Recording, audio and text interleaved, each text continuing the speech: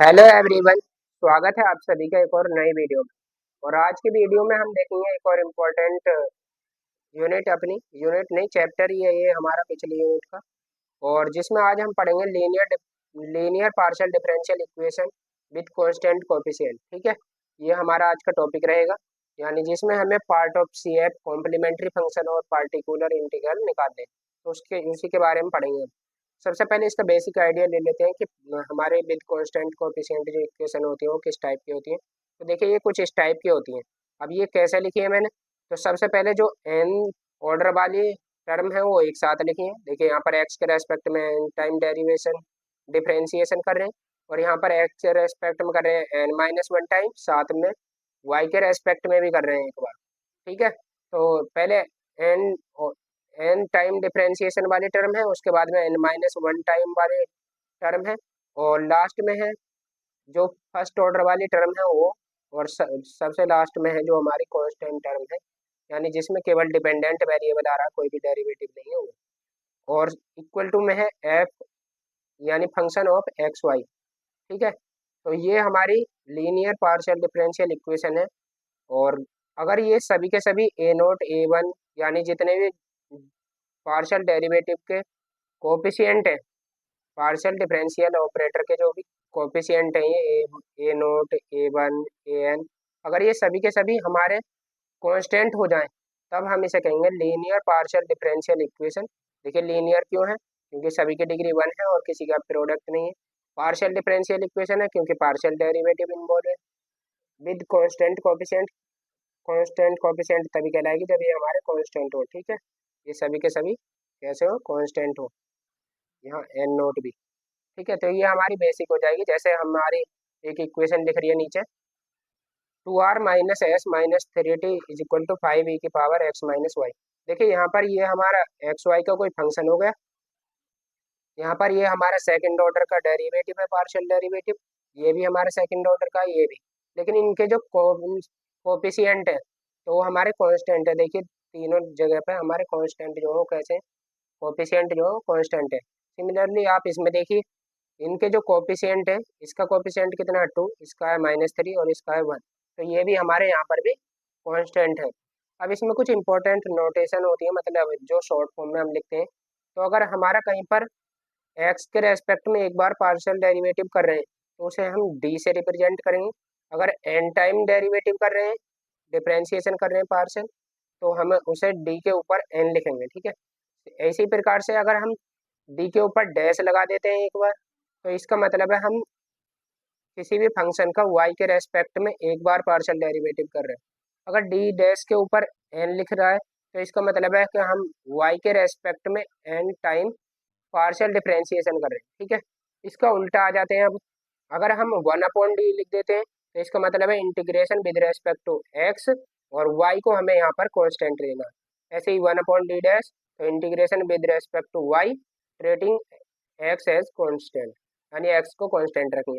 और अगर हमारा वन अपॉन डी टू लिखा हुआ हो, तो इसका मतलब है two time integration with respect to x, y को कांस्टेंट लेके। ठीक है, अब ये वाली जो इक्वेशन है two are minus S minus three t, अगर इन नोटेशन से देखें तो कैसे लिख जाएंगे। देखिए आर जो होता है वो होता है हमारा del two Z upon del x two, तो इसके प्लेस पर हम डी टू जेड लिख सकते हैं, माइनस ये होता है हमारा del two Z upon del X del Y. तो एक्स वाली टर्म के प्लेस पर हम डी पुट करेंगे और वाई वाली के D dash, plus two D dash का whole square, two D dash का स्क्वायर, या इसे टू डी डैश टू भी पढ़ सकते हैं, z is equal to zero, या यहाँ से हम इसे जेड को कॉमन करके लिख लेते हैं इज इक्वल टू जीरो। तो इस टाइप से भी हम लिख सकते हैं। अब इस टाइप की जो इक्वेशन होती है उनका जो सॉल्यूशन होता है कुछ इस टाइप का होता है। इतने पार्ट का जो सॉल्यूशन होता है वो होता है हमारा कॉम्प्लीमेंट्री फंक्शन, जिसे हम शॉर्ट में सी एफ कहते हैं। और इधर जो फंक्शन होता है उसका जो सॉल्यूशन होता है उसको कहते हैं हम पी आई। यानी अगर इसका कंप्लीट सॉल्यूशन की बात करें हम, तो होता है हमारा complementary function plus particular integral. अब लीनियर होमोजीनियस डिफरेंशियल इक्वेशन क्या होती है ये, तो देखिए अगर यहाँ पर जो भी हमारी इक्वेशन है उसमें सभी सभी जगह पर हमारे जो डेरिवेटिव है वो सेम होने चाहिए, मतलब उनकी डिग्री जो है सेम होनी चाहिए। जैसे यहाँ कितनी है, एन है, यहाँ भी कितनी है, एन है। ऊपर देख लेना आपको, यहाँ भी कितनी है, एन है, और साथ में इक्वल टू जो है हमारा एक्स वाई का कोई फंक्शन है, ठीक है। इस टाइप की जो इक्वेशन है वो हमारी linear homogeneous partial differential equation of degree n, कौन सी डिग्री क्या है ये, हमारा एन डिग्री की है, ठीक है। अदर फॉर्म क्या है इसकी, बस इसको एक्स वाले टर्म को डी के प्लेस पर एन पुट कर देंगे तो ये हमारी अदर फॉर्म हो जाएगी, ठीक है। या इसे शॉर्ट में इस टाइप से भी लिख देते हैं, f D D dash is equal to f x y, यानी ये हमारा डी और डी डैश का ही तो फंक्शन है, तो इसे इस टाइप से भी लिख सकते हैं। अब हमारा मेन जो स्टार्ट होता है वो होता है यहाँ से, क्या है, तो ये है complementary function of a homogeneous linear partial differential equation with constant coefficient. तो ये कैसे निकालते हैं, वर्किंग प्रोसेस ये यहाँ पर लिखा हुआ है। तो सबसे पहले क्या करेंगे, मान लीजिए हमें ये जो है गिवन इक्वेशन है, ठीक है। अब क्या आपको ये पता है कि इतने पार्ट का ही हम सी एफ निकालते हैं, यानी कॉम्प्लीमेंट्री फंक्शन निकालते हैं, ठीक है। अब उसके बाद में क्या करना है हमें, जहाँ पर इस वाली इक्वेशन में डी के प्लेस पर तो पुट करना है आपको एम, और डी डैश के प्लेस पर पुट करना है वन।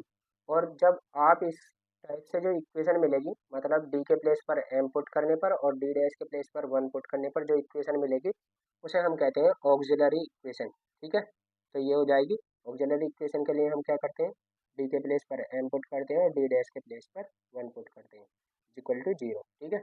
उसके बाद में हम क्या करते हैं, इस वाली इक्वेशन को ना हम सॉल्व करते हैं एम के लिए, यानी उसका फैक्टर करते हैं।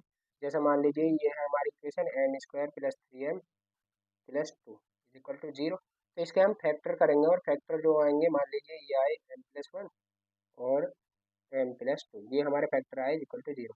तो अब हम यहाँ से देखेंगे कि ये जो फैक्टर है हमारे कौन कौन से आएंगे, पहले एक बार निकाल देता हूँ, माइनस वन और माइनस टू। अब यहाँ से कुछ केस अराइज होते हैं, मतलब कुछ केस निकल कर आते हैं। जैसे मान लीजिए फर्स्ट केस जो हमारा ये है कि यहाँ पर एम की जितनी वैल्यू आई है वो आई है डिफरेंट, जैसे कि इस वाले केस में आई है डिफरेंट, तो उसके लिए सी एफ क्या हो जाएगा, तो वो हो जाएगा five one y plus m one x, यहाँ पर एम वन की वैल्यू पुट करनी है, plus five two y plus m two x. और ऐसे ही अगर ये एन रूट है हमारे तो ये आ जाएगा five n y plus m n x, यानी nth जो रूट होगा वो वाला लिखना। और यहाँ पर ये फाइव वन फाइव टू क्या है, ये हमारे आर्बिट्री फंक्शन, ठीक है। उसके बाद में हमारा सेकंड केस हो सकता है कि ये हमारे कुछ रूट जो रिपीट कर जाए, तो मान लीजिए एन टाइम जो रूट है वो हमारे रिपीट कर रहे हैं, तो उसके लिए क्या करेंगे, फर्स्ट वाले को ऐसे लिखेंगे, five one y plus m one x plus, उसके बाद में हम इनमें ना एक्स की मल्टीप्लाई करते चले जाएंगे, यहाँ पर आएगा एक्स, उसके बाद में आएगा एक्स स्क्वायर और लास्ट में आएगा एक्स की पावर एन। जैसे अभी मैंने कुछ क्वेश्चन लिख रखे हैं उनसे क्लियर हो जाएगा, ठीक है। उसके बाद में क्या है, for n non repeated factor on D on L H S, मतलब अगर कुछ इस टाइप से आ जाए, जैसे मान लीजिए कोई इक्वेशन लिख रही है, मैं लिख देता हूँ यहाँ पर डी की power three minus three D square D dash, power सभी की थ्री होनी चाहिए, यहाँ पर डिग्री जो है सभी की थ्री होनी चाहिए मिलके, जैसे टू और one three plus three D और डी डैश का होल स्क्वायर, ये वाली इक्वेशन है, ठीक है। अब यहाँ पर आप देखेंगे हम यहाँ से डी को ना कॉमन कर सकते हैं, कर लेंगे। तो अगर हम यहाँ से डी को कॉमन करेंगे तो कुछ इस टाइप से बनेगी, three D dash plus three D dash का स्क्वायर। अब देखिए इसे सॉल्व करने मत बैठ जाना क्योंकि ये मैंने ऐसे ही लिखी इक्वेशन। तो अब यहाँ से डी जो है हमारा नॉन रिपीटेड फैक्टर है, केवल एक बार ही आया है, और साथ में ये हमारे एल एच एस में आया। तो इसके लिए जो हमारा सी एफ होता है इस टाइप के लिए, तो होता है हमारा फाइव वाई होता है, यानी इसमें एक्स वाली जो टर्म है वो हमारी जीरो हो जाती है, ठीक है। या आप कह सकते हो अगर इसमें ऑक्सिलरी इक्वेशन बनाओगे तो यहाँ से m is equal to zero आएगा, और m is equal to zero के लिए सी एफ क्या होता है हमारा, तो होता है फाइव वाई, यानी फंक्शन ऑफ वाई। उसके बाद में अगर ये हमारा आ जाए non repeated factor D dash, जब इसके डी के प्लेस पर मान लीजिए डी डैश आ जाए इस प्रकार से कॉमन, तो उसके लिए जो हमारा कॉम्प्लीमेंट्री फंक्शन होता है वो होता है फाई ऑफ एक्स, यानी एक्स का फंक्शन हो जाएगा। अगर बाई चांस ये रूट हमारे रिपीट कर जाते हैं तो रिपीटेड फैक्टर डी एम, तो उसके लिए बस सिंपली जैसे पहले करते थे एक्स की पावर मल्टीप्लाई में लिखते जानी है, पहले एक्स की पावर जीरो फिर एक्स की पावर वन फिर एक्स की पावर टू और लास्ट में एक्स की पावर एम माइनस वन। मतलब अगर एम रूट हमारे रिपीट कर रहे हैं तो पावर जो आएगी वो एम माइनस वन आएगी। उसके बाद में यही सेम यहाँ पर है, और उसके बाद में पार्टिकुलर इंटीग्रल किस टाइप से निकालते हैं, तो मान लीजिए ये हमारी गिवन इक्वेशन है, और उसके बाद में हम पी आई जो निकालेंगे इधर वाले पार्ट का निकालते हैं, L H S R H S वाले का। तो ये जो निकलता है P I is equal to होता है 1/f/dd, यानी ये वाली जो इक्वेशन होगी इधर का पार्ट होगा, और इधर जो होगा ये वाला फंक्शन होगा। अब यहाँ से हम पी आई निकालने के कुछ तरीके होते हैं। जैसे फर्स्ट मेथड है, ये पी आई जो है हमारा डिफरेंट हो सकता है अकॉर्डिंग इसके कि एफ डी डी डैश जो है वो किसके रेस्पेक्ट में, सॉरी किसकी असेंडिंग पावर में एक्सपेंड किया गया है। जैसे मान लीजिए अगर हम डी के रेस्पेक्ट में करेंगे तो अलग आएगा, और डी डैश के रेस्पेक्ट में करेंगे तो अलग आएगा। कैसे करेंगे अभी क्वेश्चन से समझ में आ जाएगा। अब यहाँ पर देखिए नोट लिख रहा है, अगर हमारी एम की पावर मान लीजिए जो फंक्शन है हमारा वो इस टाइप से है, ठीक है, यानी अलजेब्रिक फंक्शन है। तो अब हमें यहाँ देखना है जिसकी पावर कम होगी तो ऊपर हमें वही रखना है, या आप आसान शब्दों में कह सकते हैं जिसका डिफ्रेंशिएशन पहले आ जाए। मान लीजिए यहाँ पर है हमारा एक्स स्क्वायर वाई, तो अभी यहाँ पर किसकी पावर कम है, वाई की पावर कम है। मतलब अगर हम वाई के रेस्पेक्ट में डिफ्रेंशिएशन करें तो वाई का एक बार करेंगे तो ये तो आ जाएगा 1, लेकिन अगर 2 बार डिफ्रेंशिएशन करेंगे वाई के रेस्पेक्ट में तो ये टर्म जो है हमारी 0 आ जाएगी। तो इसलिए ऊपर जो रखेंगे इस टाइम हम डी डैश रखेंगे इस केस में, ठीक है। उसके बाद में ये इसका दूसरा केस है जब हमारी एम की वैल्यू लेस देन 10 हो, ठीक है। अब आगे देखते हैं हम क्वेश्चन, देखिए कैसे क्वेश्चन कुछ इस टाइप से आएंगे। मैंने पहले क्वेश्चन ही लिखे हैं क्योंकि एमसीक्यू जो थे वो थोड़े लेंथी थे, एमसीक्यू भी लिखे हैं लेकिन कुछ ही लिखे हैं। जैसे फर्स्ट क्वेश्चन है find the CF of the following equation, in equation का सीएफ फाइंड करना है। तो देखिए ये हमारी इक्वेशन दे रखी है। सबसे पहले हम इसे अपनी फॉर्म जो होती है दूसरी वाली यानी शॉर्ट फॉर्म कह सकते हो आप, तो उसमें लिखेंगे। तो देखिए एक्स के रेस्पेक्ट में 2 बार डिफ्रेंशिएशन, इसे लिखेंगे d2 माइनस 3, एक्स के रेस्पेक्ट में एक बार है तो d, और वाई के रेस्पेक्ट में भी है तो d डैश प्लस 2, और यहाँ पर वाई के रेस्पेक्ट में तो d डैश 2, ठीक है। और जेड हमने बाहर कर लिया इज इक्वल टू 0। ये हो जाएगी हमारी इक्वेशन। अब यहाँ से देखिए यहाँ पर भी डिग्री कितनी है, 2 है, यहाँ पर भी 2 है, यहाँ पर भी 2 है, तो ये हमारी होमोजीनियस इक्वेशन है, ठीक है। अब इसकी ऑक्सिलरी इक्वेशन कैसे आएगी, एक क्वेश्चन प्रीवियस ईयर में यही आया है कि इसकी ऑक्सिलरी इक्वेशन बनाइए, बताइए क्या होगी। तो शायद इक्वेशन कोई अलग है, लेकिन ऑक्सिलरी इक्वेशन जो बनेगी वो इसी टाइप से बनेगी। क्या करना है, डी के प्लेस पर तो एम पुट करना है, और डी डैश के प्लेस पर हमें 1 पुट करना है। तो देखिए डी के प्लेस पर एम पुट करेंगे तो ये हो जाएगा m square minus 3m plus 2 is equal to 0। अब यहाँ से क्या करना है, इसके हमें रूट निकालने, तो रूट निकालेंगे तो आप ये हमारे रूट फैक्टर हो जाएंगे, तो यहाँ से रूट जो आएंगे तो ये आएंगे। अब देखिए रूट निकालने के लिए आपको एक तो श्रीधराचार्य वाली विधि याद रखनी है। एक्स बराबर, देखिए ये होती है हमारी श्रीधराचार्य विधि, A X square plus B X plus C is equal to 0। ये अगर कोई इक्वेशन है क्वाड्रेटिक इक्वेशन है तो इसके जो रूट आएंगे वो आ जाएंगे minus b plus minus under root b square minus 4ac upon 2a। इससे भी निकाल सकते हैं, इससे कोई कंफ्यूजन नहीं रहेगा, यानी अपॉन में आए कुछ भी तो इससे एक बार में ही डायरेक्ट आ जाएंगे हमारे रूट। बाकी आप यहाँ से भी देख सकते हैं 2 के ऐसे मल्टीपल, कोई ऐसे यहाँ पर जो इसकी डिग्री है हाईएस्ट पावर जो है वो है 2, तो इसके 2 ही रूट आएंगे, ये आपको भी पता है। तो यहाँ पे क्या करना है, ऐसे आपको 2 संख्या ढूंढनी है जिनकी मल्टीप्लाई करने पर 2 आए और उन्हें ऐड करने पर 3 आए, ठीक है। अगेन रिपीट कर रहा हूँ मैं, ऐसी 2 संख्या ढूंढनी है आपको जिनको मल्टीप्लाई करने पर तो 2 आए और उन्हें ऐड करने पर 3 आए। ये हमें इक्वेशन कोई 2 नंबर ढूंढने तो वो हो जाएंगे 2 और 1, यानी अगर आप इन दोनों को मल्टीप्लाई करेंगे तो आएगा 2, और इन दोनों का अगर ऐड करेंगे तो आएगा हमारा 3, ठीक है। उसके बाद में इसका ये हमारे रूट आ गए, आप यहाँ से देखेंगे ये दोनों डिफरेंट है, तो इसका जो सी एफ है वो कुछ इस टाइप का हो जाएगा 5 1 y plus m one, m one के प्लेस पर कितना 1 एक्स प्लस 5 2 एम टू के प्लेस पर कितना 2, तो ये हो जाएगा वाई प्लस 2 एक्स, ठीक है। तो इस टाइप से ये हमारा फर्स्ट केस हो जाएगा जिसमें कि हमारे डिफरेंट रूट होते हैं। दूसरा क्वेश्चन है, इसके हमें रूट निकालने, तो यहाँ से देखिए सबसे पहले ऑक्सिलरी इक्वेशन बनी है डी के प्लेस पर एम पुट करने का, तो ये हमारी ऑक्सिलरी इक्वेशन होगी। अब हम क्या करेंगे, इसके रूट फाइंड करेंगे, तो आप देखेंगे यहाँ से सीधा सीधा फॉर्मूला बनना है ये माइनस बी का, तो ये हमने फॉर्मूला बना दिया। अब यहाँ से एम की जो वैल्यू आई है वो कुछ इस टाइप से आएंगी, और जब एम की वैल्यू फ्रैक्शन में आए तो आपको कुछ इस टाइप से लिखना है सी एफ कि जो हमारा अपॉन में हो वो तो वाई के मल्टीपल में जाएगा, ठीक है। तो ये हमारा 5y प्लस 4x हो जाएगा रूट, और जब रूट ये रिपीट कर रहे हैं तो इसमें एक टर्म में एक्स ऐड हो जाएगा, 2 बार कर रहे हैं तो एक्स की मल्टीप्लाई हो जाएगी 5 वाई प्लस 4 एक्स। ठीक है, ये रिपीटेड वाली कंडीशन होगी। उसके बाद में थर्ड था हमारा जब LHS में कोई फैक्टर आ जाए। तो देखिए ये वाली इक्वेशन लिखी है मैंने, तो इसमें अगर आप देखें यहाँ से मैं डी कॉमन करूँ तो ये आ जाएगा डी स्क्वायर बचेगा यहाँ, और माइनस 4 डी डी डैश बचेगा, प्लस 4 डी डैश का होल स्क्वायर बचेगा। अब यहाँ से देखिए m is equal to zero आएगा, और जब m is equal to zero हो तो मैंने बताया था सी एफ जो हो हमारा five is equal to y हो जाएगा। ठीक है, याद करने की अगर थोड़ी सी आप जाने तो एम जो हमें किसको रिप्रेजेंट करता है, डी को, और डी इज इक्वल टू किसको होता है, D Z upon D x को, इज इक्वल टू जीरो। ठीक है, यही तो होता है हमारा।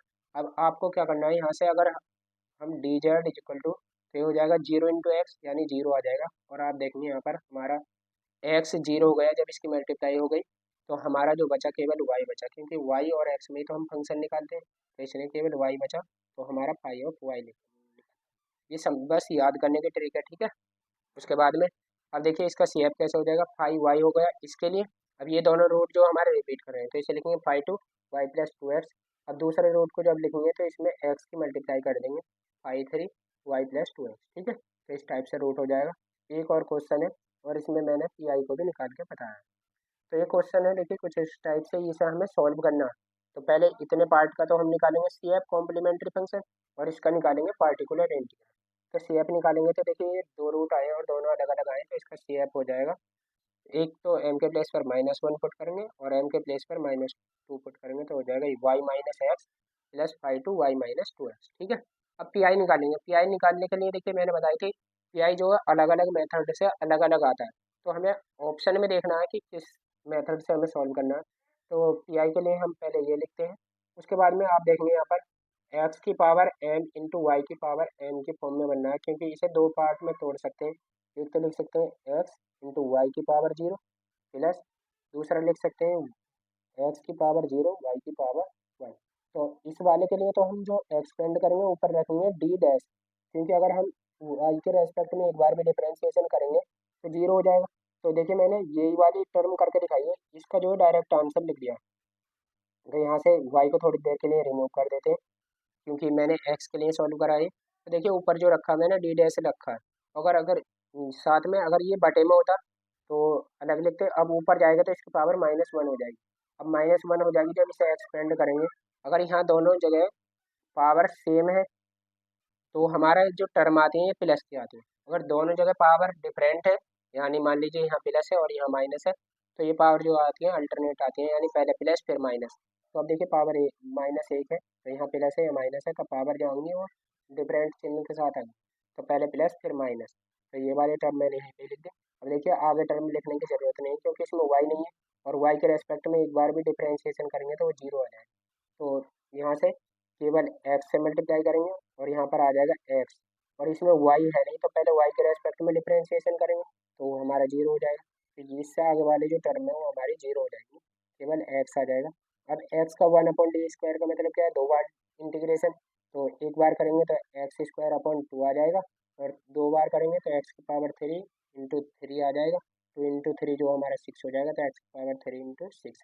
अब इसमें देखिए इसमें क्या करा, हमने जो डी डैश है हाईएस्ट उसके कोफिशिएंट को 1 बनाना है, तो इसमें के लिए हमें 2d डैश कॉमन कर लिया। तो जब 2d डैश कॉमन करा तो ये हमारा बाहर आ जाएगा, और वाई हमारे यहाँ पर है, इसका एक्स के रेस्पेक्ट में करेंगे तो वो जीरो आ जाता। तो ये हमारा यहाँ से एक जो तरीका है उससे हमारा आ जाएगा ये पी आई। ठीक है, दूसरे तरीके से देखते हैं क्या आएगा। दूसरा तरीका होता है हमारा एक्स प्लस वाई, ऊपर ही लिखना है। देखिए और क्वेश्चन भी है, उनसे और ज़्यादा क्लियर हो जाएगा। तो पहले उसके बटे में भी हमने यही लिख दिया। अब आपको क्या करना है, जो एक्स का कोफिशिएंट है वो तो आपको डी के प्लेस पर पुट करना है, और जो वाई का कोफिशिएंट है वो आपको डी डैश के प्लेस पर पुट करना है। तो पहला काम ये हो गया, डी के प्लेस पर 1 पुट करा, डी डैश के प्लेस पर आपने ये भी 1 पुट करा, क्योंकि दोनों के कोफिशिएंट यहाँ प्लस के बने, तो ये हमने कोफिशिएंट पुट कर दिया। उसके बाद में देखना है ये कितनी डिग्री का है, तो ये हमारे सेकंड डिग्री है सभी जगह पे, तो इसका दो बार इंटीग्रेशन करना है, और ना एक्स के रेस्पेक्ट में करना है ना वाई के रेस्पेक्ट में करना है, इसे एक वेरिएबल मान लेंगे नया यू, और इसका यू के रेस्पेक्ट में ही करना है। तो यहाँ पर यू जो हमारा एक्स प्लस वाई हो जाएगा। ठीक है, अब यू का इंटीग्रेशन करेंगे तो ये हो जाएगा, हमें करना है दो बार इंटीग्रेशन करना है, तो एक बार करेंगे तो u² अपॉन 2 आ जाएगा, और दो बार करेंगे तो u के पावर 3 इंटू 3 आ जाएगा, 2 इंटू 3 6 हो जाएगा, तो यू की पावर 3/6 हो जाएगा, और 1/6 ये है। अब यू की वैल्यू पुट कर देनी है, तो इससे हमारा जो पी आई है वो ये आ जाएगा। अब ऑप्शन में देख के आपको कैसा पता चलेगा, तो देखिए अगर एक्स प्लस वाई दे रखा है, जिधर एक्स प्लस वाई है, तो हमें जो लगाना है यही वाला मेथड लगाना, ठीक है। अगर ये नहीं है, कुछ इस टाइप से है, तो आपको ये वाला एक्सपेंड करने वाला मेथड लगाना है। जैसे अब हम देखते हैं कुछ प्रीवियस ईयर क्वेश्चन। जैसे फर्स्ट स्टेप क्वेश्चन है द वैल्यू ऑफ दिस, तो इसकी वैल्यू हमें फाइंड करनी है कितनी आई। तो देखिए जब हमारा इसका एक्सपेंशन तो हम कर नहीं सकते, किसी का भी डिफरेंशिएशन जीरो नहीं आए, तो आप क्या करेंगे, इसमें हम एक्स का कोफिशिएंट डी के प्लेस पर, वाई का कोफिशिएंट डी डैश के प्लेस पर पुट करके देखेंगे। तो जैसे ही आप इसमें पुट करोगे, यहाँ पर -1, डी डैश के प्लेस पर कितना पुट करेंगे हम, -1 पुट करेंगे। तो देखिए करते हैं, यहाँ पे डी के प्लेस पर 1 पुट करेंगे तो ये हो जाएगा 2, यहाँ पर लिख लेता हूँ 2, और यहाँ पर डी डैश के प्लेस पर पुट करेंगे -1, और एक माइनस पहले से ही है, तो ये हो जाएगा 2+1, और माइनस डी डैश -1 का स्क्वायर करेंगे तो 1 हो जाएगा, -3 इक्वल टू 0। और जब ये हमारा 0, तो अपॉन में 0 रहता नहीं, तो आप क्या करेंगे, इसके फैक्टर करेंगे। फिर फैक्टर करेंगे तो ये हमारे कुछ फैक्टर आए थे, तो मैंने फैक्टर कर लिए। उसके बाद में फैक्टर करते भी कैसे हैं थोड़ा ये भी देख लो, क्योंकि ये सॉल्व तो सभी कर लेते हैं। चलिए इसे मैं एक अलग से वीडियो में बताऊंगा। वैसे ऑक्सिलरी इक्वेशन ये लिख रखी है मैंने, इसकी बनेगी। तो देखिए डी के प्लेस पर है, अब आपको ना यहाँ से एक रूट ढूंढना है जिसका कि आप एम के प्लेस पर पुट करें तो वो 0 आ जाए। तो देखिए जैसे ही मैं एम बराबर -1 इसमें पुट करता हूँ, तो ये हमारा 0 आ जाता है। तो आपको क्या करना है, m+1 लिखना है, ठीक है, एक ब्रैकेट में। अब उसके बाद में आपको थोड़ा अपना माइंड यूज करना है, और यहाँ से सोचना है कि ये वाली इक्वेशन कब आ जाएगी।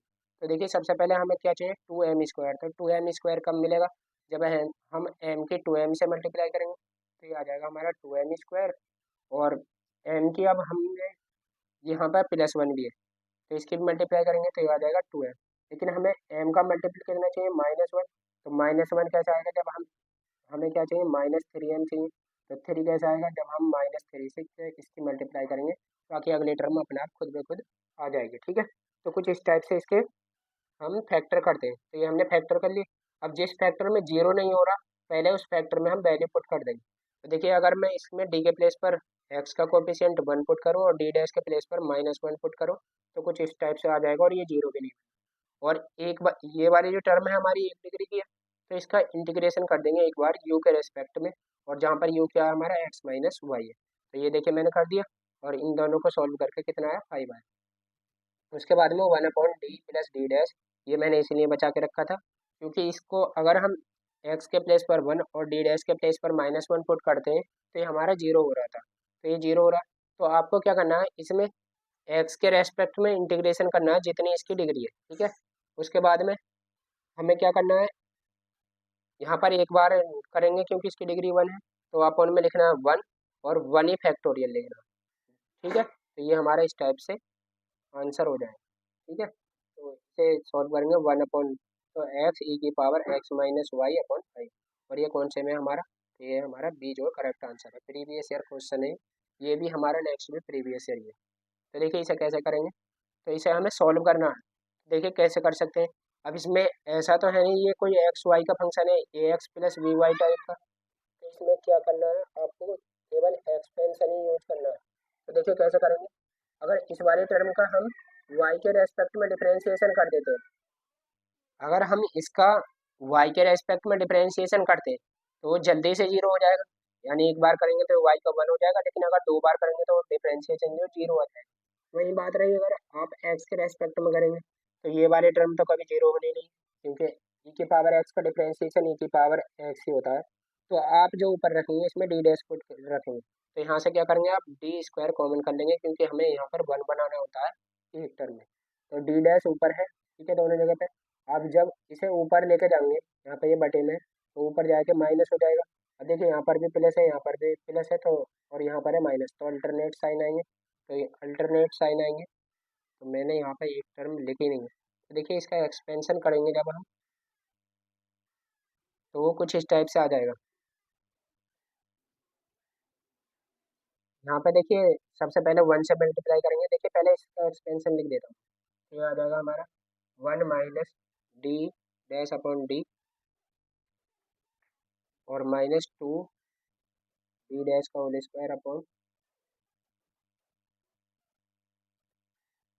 डी का स्क्वायर। ठीक है, ये हमारा इसका एक्सपेंशन आ जाएगा। लेकिन एक सेकेंड, यहाँ पर ना माइनस है, तो ये साइन जो मैंने यहाँ पर ये चेंज कर दिए तो ये प्लस आ जाएगा। ठीक है, दोनों जगह पे। और इसके आगे वाले भी टर्म लिखे जाएंगे, तो इस वजह से थोड़ा हमें गैप भी छोड़ना था, तो ये यहाँ पर ही सही है। ठीक है, क्योंकि ये पावर में ऑलरेडी ऊपर ले गया, थोड़ी एक लाइन यहाँ पर शॉर्ट कर दिया।